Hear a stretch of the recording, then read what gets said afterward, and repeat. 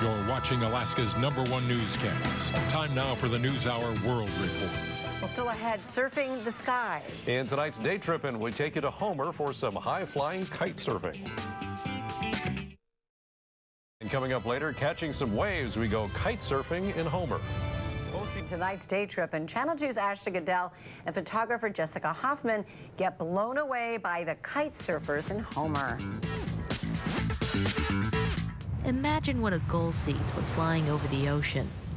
What it feels like to watch the waves below and just glide over them. Today, the stars have aligned for the kite surfers in Alaska. We're calling this Big Wednesday, and because we have a strong west wind blowing in right now. When Tom Fredericks flies on water, he doesn't think of himself as a bird or a plane. It's like I'm Superhuman or Super Mario.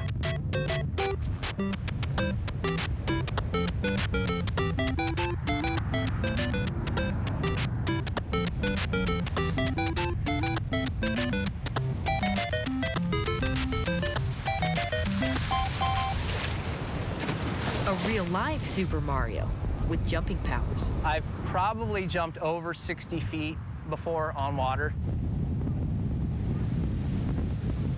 We're always watching the wind. And when we see the wind, we're watching the pressure and waiting for things to line up. And when they do, we go. Kiting is like surfing and flying put together.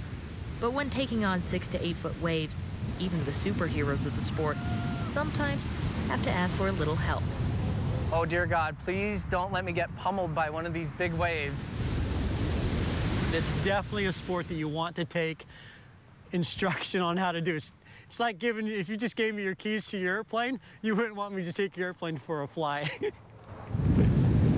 People driving by feel compelled to stop, and soon waves of spectators blow in to watch. A lot of people are out here today, and you know, what is it? We're 2:30, 2:45, and it's a work day. Everyone's out here watching. I take pictures and watch them. I'm pretty amazed by them, of their agility and just how brave they are to go out. The first question people usually ask is, how could they get into it? It begins on the beach. And that's the first lesson I do for everybody. It helps you get used to learning how to fly the kite, learning how to keep the kite in the air. There's no better way to explain that feeling of flying than to harness the wind yourself. If I pull to the left, the kite will move to the left. If I pull to the right, the kite will move to the right. And it's like, with this particular kite, it's only about an inch adjustment. So if I pull an inch to the left, it'll fly to the left. Oh, wow. But what I have to do is, in order to stop it from hitting the ground, I have to correct it back to the right. Nobody can learn kite surfing in a day. Oh, Look, I'm pretty good at this. You're doing great. Don't hit me. I'm a natural. I'm not going to hit you. You get an idea of the power behind the kite without getting in over your head. Basic kiteboarding theory seems easy enough. Put me out on the water now. Whoa, maybe not. But it will take a few more lessons before we take on water. You, Ashton, will be swallowing some water.